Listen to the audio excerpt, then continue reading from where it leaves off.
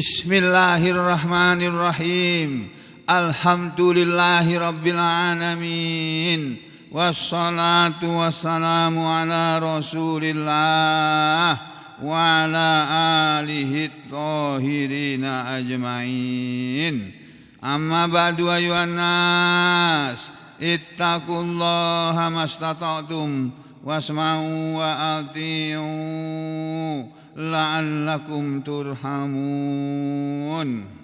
Bapak-bapak, ibu-ibu dan saudara-saudara sekalian, kemarin sudah diterangkan ya sifat orang-orang yang rakus kepada dunia sampai-sampai meninggalkan atau tidak mempedulikan urusan akhirat. Pada ayat 96 dari surah Al-Baqarah. Jadi sekarang saya ajak saudara melihat surat Al-Baqarah lagi, karena masih ada hubungan dengan yang sudah disampaikan beberapa hari lalu. Kita lihat surat Al-Baqarah, di mana cerita Allah tentang orang Yahudi yang merasa super. Sampai hari ini bangsa Yahudi merasa menganggap dirinya sebagai bangsa yang super, yang selain Yahudi itu boleh dibunuh, boleh dihabisi, ya. Nah, dan mereka merasa bahwa yang akan masuk surga, yang berhak masuk surga itu cuma mereka saja. Maka mari kita lihat apa kata Allah di surat Al-Baqarah di ayat yang ke-110, ya, dan seterusnya. Surat Al-Baqarah ayat 111 sebetulnya yang mau saya tuju. Allah Ta'ala berfirman seperti ini. A'udzu billahi minasy syaithanir rajim.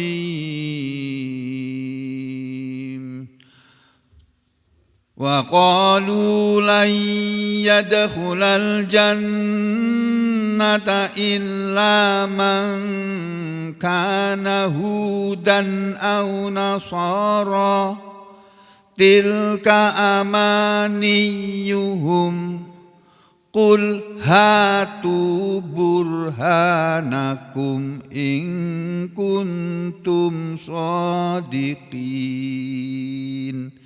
bala man aslama wajhahu lillahi wa huwa muhsin falahu ajruhu inda rabbih wala khaufun alaihim wala hum yahzanun. Ini dua ayat yang tertulis dalam Al-Quran. Surat yang kedua namanya surat Al-Baqarah, ayat 111 dan ayat 112. Di mana Allah Subhanahu wa taala berfirman kepada nabi kita Nabi Muhammad sallallahu alaihi wasallam.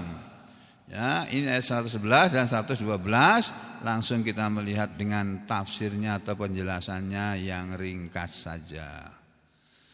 Jadi ayat 111 dan 112. Ini wa qalu, dan mereka telah berkata, mereka siapa? Yaknil Yahuda, yakni orang Yahudi. Dan mereka orang Yahudi berkata, wahai Muhammad, la yadkhulal jannah, tidak akan masuk surga, illa kecuali man kana hudan, orang yang dia adalah Yahudi. Tidak akan masuk surga kecuali orang Yahudi, kata Ibnu Abbas, maksudnya tidak akan masuk surga illa kecuali man mata alal Yahudiyah, orang yang mati di atas agama Yahudiyah. Itu bizak mihim, dengan persangkaan mereka. Persangkaan mereka itu dalilnya di kitab Taurat tidak ada.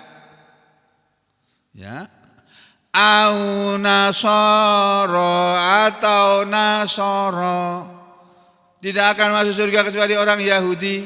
Itu orang Yahudi bilang begitu. Orang Nasoro juga sama, tidak akan masuk surga kecuali orang Nasoro. Ya, wakadzalika, kata Ibnu Abbas, dan demikian juga qala telah berkata siapa? An-Nasoro, orang Nasoro.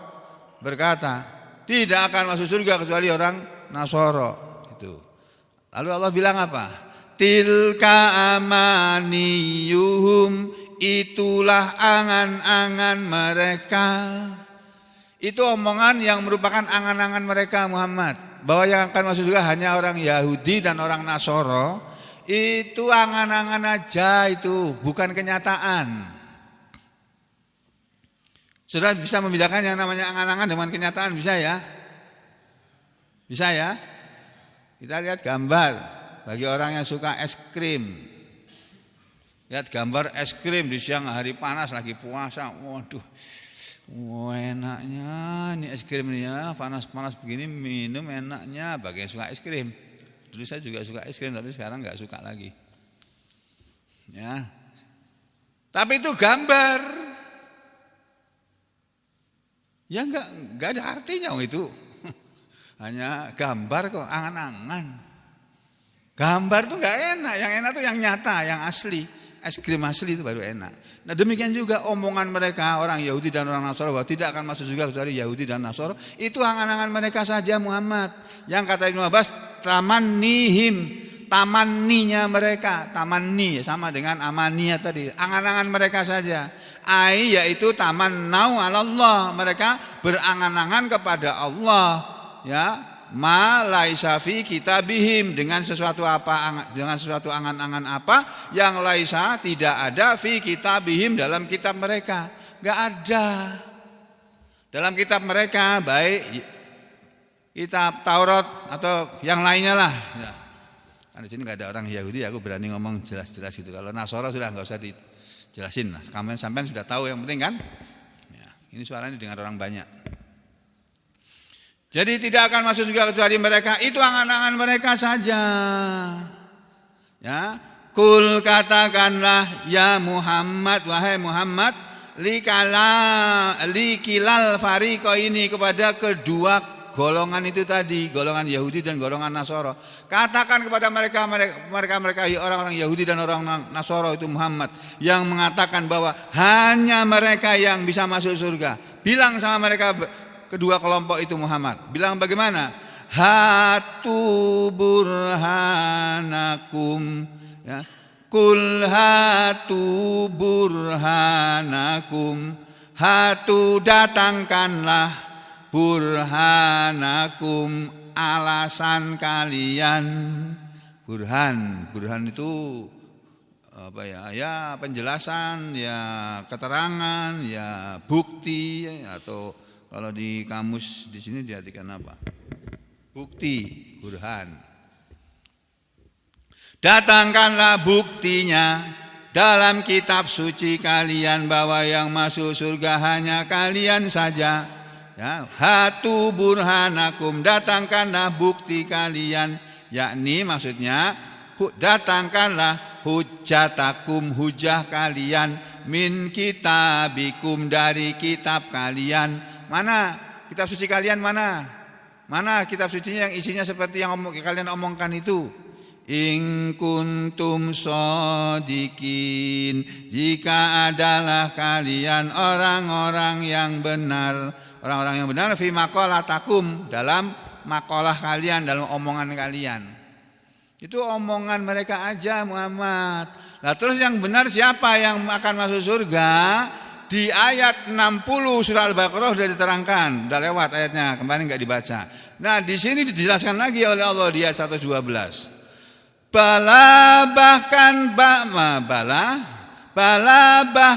man aslama wajhahu lillah, bahkan siapa saja yang aslama telah menyerahkan wajhahu, dirinya, lillahi kepada Allah, wa huwa muhsin, dan dia orang yang berbuat baik, falahu ajruhu inda rabbih, maka untuk dia balasannya, ganjarannya, inda rabbih, di hadapan Tuhannya, yaitu surga.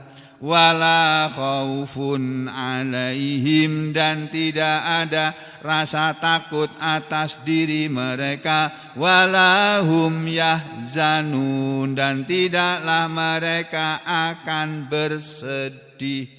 Tafsirnya begini, bala, bahkan wahai Muhammad, laisa kama kultum, bilang sama mereka, bukan seperti apa yang kalian katakan, bahwa hanya orang Yahudi yang akan masuk surga atau orang Nasoro yang akan masuk surga.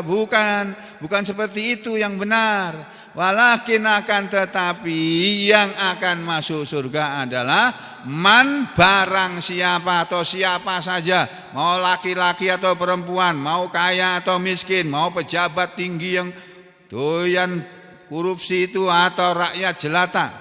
Karena ada pejabat yang enggak doyan korupsi juga ada, ya.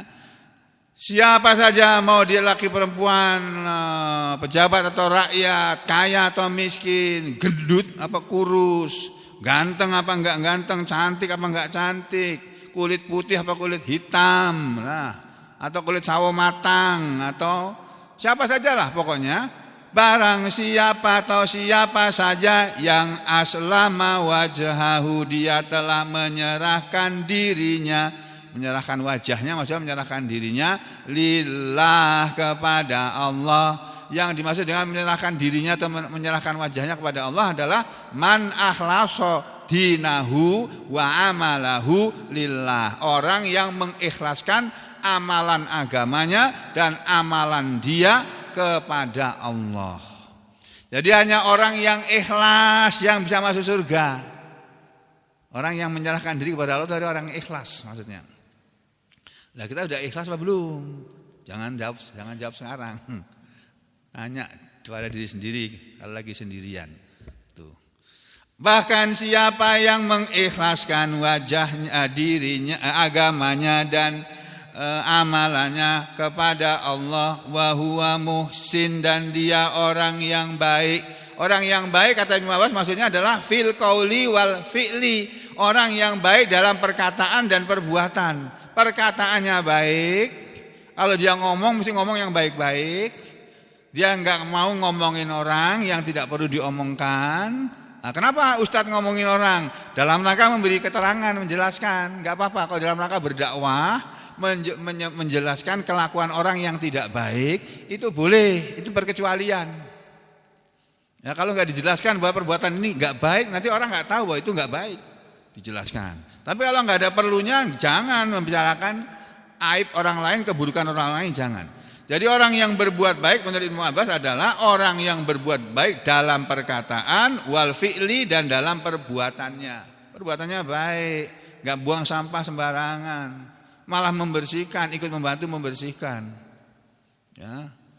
Maka bagi orang yang seperti ini kata Allah, falahu ajruhu, maka untuk dia balasannya, thawabuhu, ganjarannya, inda rabbih, ada di hadapan Tuhannya, yaitu fil jannah. Loh, jelas banget tafsirnya ini.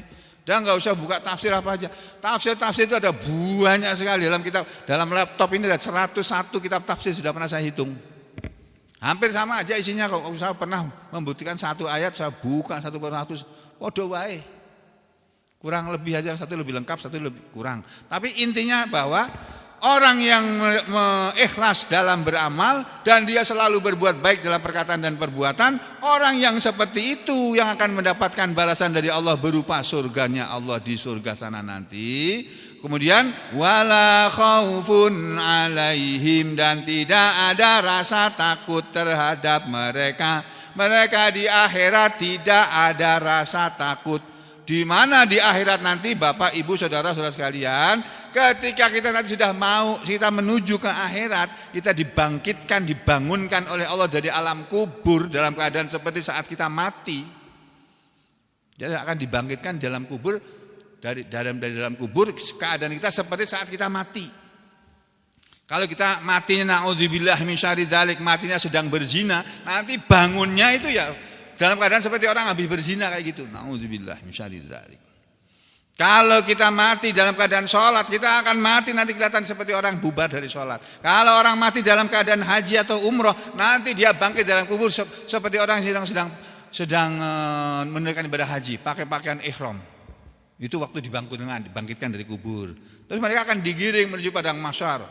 Jalan jauh itu dari alam kubur. Padang mahsyar tempat yang baru, alam kuburnya ada yang di Sampit, ada yang di Jakarta, ada yang di Jayapura, ada yang di Gorontalo, ada yang di Bali, ada yang di NTT sana, ada yang di Amerika, ada yang di Australia, yang ada di Antartika, yang kata Pak Presiden kita, dia akan memberantas korupsi walaupun dia lari ke Antartika akan kita kejar, kata beliau begitu kan. Ternyata Bapak nggak bisa mengejar Pak, koruptornya ada di antara kita bukan di Antartika. Ya. Nah, kembali ke sini ya. Wala khaufun alaihim, dan tidak ada rasa takut terhadap mereka bihuludin, dengan masuk neraka. Nanti di akhirat sana semua orang tuh takut, ketakutan. Nggak ada yang berani mengangkat muka, gini nggak ada, menunduk semua. Tuh sering dibaca suratnya dalam sholat Jum'ah. Hal ataka haditsul ghasyiyah, sudahkah datang kepada kamu cerita tentang hari kiamat? Itu dalam surat Al-Ghasyiyah itu. Nih saya tunjukkan aja yang bagi yang belum hafal. Surat Al-Ghasyiyah itu surat ke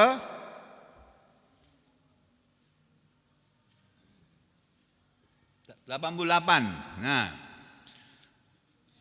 Bismillahirrahmanirrahim. Hal ataka haditsul ghasyiyah, apakah telah datang kepadamu wahai Rasulullah haditsul ghasyiyah, cerita tentang kiamat? Sudah datang kepada engkau apa belum Muhammad cerita tentang hari kiamat? Tuh, kalau belum, aku kasih tahu ya. Wujuhun yauma idzin khasyiah, wujuhun wajah-wajah manusia yauma idzin, di hari itu khasyiah, menunduk, wajah orang yang menunduk, nunduk semua, kayak koruptor kalau tertangkap itu loh Pak, di borgol mesti menundukkan mukanya, nggak berani angkat muka begini, malu. Pelaku kriminal kalau ditangkap polisi, nggak ada mereka berani mengangkat muka, mesti begini. Kalau perlu yang nggak pakai jilbab. Tuh. Wujuhu yauma idzin khasyiah, di hari kiamat wajah-wajah manusia dalam keadaan orang seperti orang yang menunduk. Amilatun nasibah, wajah orang-orang yang telah beramal di dunia dengan susah payah, di dunia susah payah beramal, nasibah, di akhirat ternyata tidak masuk surga, bahkan dia masuk neraka. Jadi di dunia beramal, tapi di akhirat kepayahan, susah. Kenapa? Tasla naron hamiyah, di wajah-wajah itu akan masuk neraka yang sangat panas. Itu di neraka diapain? Disuguhin es teler, atau es campur, atau es kunjui. Aduh, dulu zaman saya masih belum kena penyakit asma, kalau buka puasa mesti beli es kunjui. Sampai hafal itu ibu yang jualan itu. Tapi sekarang nggak berani lagi. Ya, di sana di neraka Pak, bukan disuguh, tapi ini tusqa min ainin aniyah, tusqa akan diberi di sana min ainin, air dari mata air, aniyatin yang sangat panas. Minumannya, hidangannya air yang sangat panas, dan itu nggak bisa didinginkan. Kalau airnya panas di dunia ini kan bisa kita dinginkan. Tunggu sebentar biar dingin dulu, nggak bisa di sana. Ditunggu malah tambah panas. Hawanya hawa neraka panas kok. Itu minumannya. Laisa lahum ta'amun, tidak ada untuk mereka makanan, illa kecuali min dori, dari duri. Makanannya itu duri, zakum, pohon yang berduri, pohon yang bukan berbuah, berduri, buahnya itu duri. Nah, kalau kepingin ngerasakan, latihan dulu sekarang. Kalau makan ikan nila goreng, nanti kalau buka puasa ada yang bikin nila goreng, yang dimakan jangan dagingnya, durinya sampai makan. Telan, latihan ini supaya nanti masuk neraka makan duri nggak apa-apa. Ya. Yang kalau sudah orang minumannya panas, makanannya dari duri, la yusminu, tidak akan menggemukkan, wala yughni, dan tidak akan menghilangkan, melepaskan minju, dari rasa lapar. Ya nggak akan bisa kenyang orang makan duri minum air panas kok. Mau kenyang gimana? Ya sudah. Ini keadaan di akhirat nanti Bapak Ibu saudara-saudara sekalian. Kita kembali ke surat Al-Baqarah yang sedang kita bicarakan. Surat Al-Baqarah ayat 111 dan 112 ini tadi ya, yang tafsirnya ada di sini. Jadi di surga nanti orang yang di dunianya ikhlas beramal agamanya, melaksanakan ajaran agamanya ikhlas karena Allah, bukan karena ingin dipuji sebagai orang yang ahli ibadah, bukan ingin dipuji sebagai orang alim, bukan ingin dipuji sebagai orang yang apalah pokoknya puji-pujian itu, tapi dia ikhlas semata-mata karena Allah, dia lakukan semua amalannya dan dia selalu berkata baik dalam perkataan dan selalu berbuat baik dalam perkataan dan perbuatan. Maka untuk dia balasannya adalah surga. Walahum, di sana tidak ada rasa takut terhadap mereka karena mereka tidak akan masuk neraka. Walahum yahzanun, dan mereka tidak sedih. Tidak sedih bidhihabil jannah, dengan kehilangan surga. Enggak. Nah, senang mereka akan dimasukkan surga. Ini 111, 112. Tadi 112 ya. Nah, jadi itu Bapak Ibu sekalian, apa yang dikatakan oleh orang-orang Yahudi dan orang-orang Nasara tadi itu tidak benar. Itu hanya persangkaan mereka saja. Itu ada 113, 14 kita lewati saja. Ada lagi 120 kita lewati. Nah, 121. Dari surah Al-Baqarah ayat 112 kita menuju piknik ke ayat 121. Ada apa di sana? Ini firman Allah, ini firman Allah. Lalu kita lihat Al-Quran ini, lalu kita lihat diri kita. Kita sudah seperti yang disebut oleh Allah dalam firman-Nya ini atau belum? Ini ya. Alladzina atainahumul kitaba yatlunahu haqqa tilawatih ulaika yu'minuna bih wa man yakfur bihi fa ulaika humul khasirun. Ini firman Allah dalam surah Al-Baqarah ayat 121. Alladzina, orang-orang yang atainahum, kami telah memberi mereka, kami Allah telah memberi mereka Alkitab, Taurat, Injil, Al-Quran. Orang-orang yang sudah kami beri kitab Taurat, Injil, Al-Quran. Kemudian yatlunahu, mereka selalu membacanya, mereka selalu mentilawahinya haqqa tilawati, dengan sebenar-benar tilawahnya. Ulaika, itulah mereka wahai Muhammad, orang-orang yang yu'minuna bih, mereka beriman kepadanya. Jadi menurut ayat ini, kata Ibnu Abbas dalam kitab tafsirnya, bahwa ayat ini dulu asalnya berbicara tentang seorang mantan Yahudi yang bernama Abdullah bin Salam. Di sini dikatakan tsumma, kemudian dzakara, Allah menyebut mu'mini ahlil kitab, orang beriman dari kalangan ahli kitab, dari kalangan Yahudi, yaitu yang bernama Abdullah bin Salam, Abdullah bin Salam wa ashabihi, dan sahabat-sahabatnya. Ya. Wa Bahira ar-Rahib, dan juga ini orang bernama Bahira ar-Rahib. Bahira seorang rahib pendeta. Wa ashabihi, dan sahabat-sahabatnya. Wan Najasi, dan ayat ini berbicara tentang Raja Najasi, Raja Ethiopia waktu itu yang beragama Nasrani. Wa ashabihi, dan sahabat-sahabatnya. Faqala, maka Allah berfirman tentang mereka, Alladzina atainahumul kitaba, orang-orang yang kami telah beri kepada mereka alkitab. Maksudnya atainahum, kami telah beri kepada mereka, kami itu Allah maksudnya, telah memberi kepada mereka ilmal kitab, ilmu alkitab, yakni at-Taurat, yaitu kitab Taurat. Kalau orang Yahudi ya, orang yang membaca kitab Taurat, orang Nasrani, orang yang membaca kitab Injil. Kalau orang Islam, orang yang membaca Al-Quran. Orang-orang yang mereka orang-orang Islam, kita bicara orang Islam aja ya.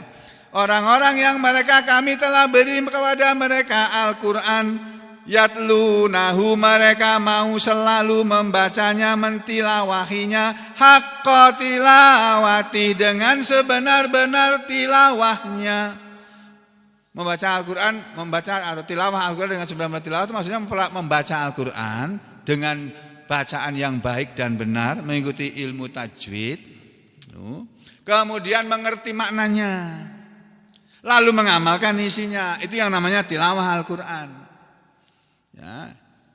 Mereka yang tilawah Al-Quran dengan sebenar-benar tilawahnya, karena Abdullah bin Salam membaca Taurat apa adanya. Dia baca dalam kitab Taurat bahwa akan datang nanti di akhir zaman seorang nabi yang sifatnya begini-begini, dan kitab Taurat ada.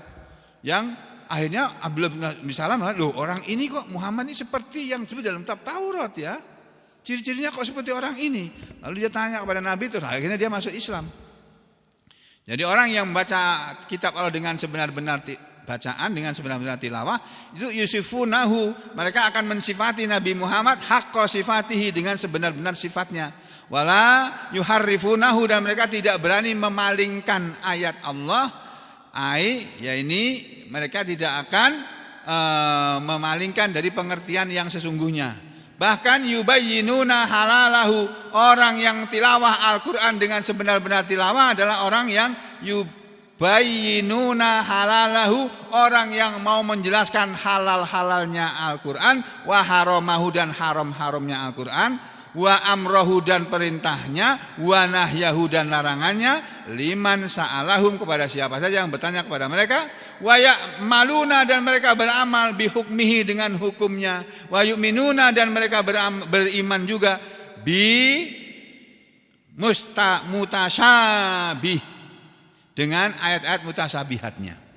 Jadi orang yang tilawah Al-Quran dan sebenar-benar tilawah itu orang yang mengatakan ini halal, ini haram berdasarkan Al-Quran.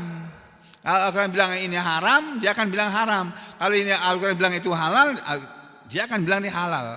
Kemudian dia akan melaksanakan perintahnya, dia akan meninggalkan larangannya. Kemudian dia akan beramal dengan hukum-hukum yang ada dalam Al-Quran.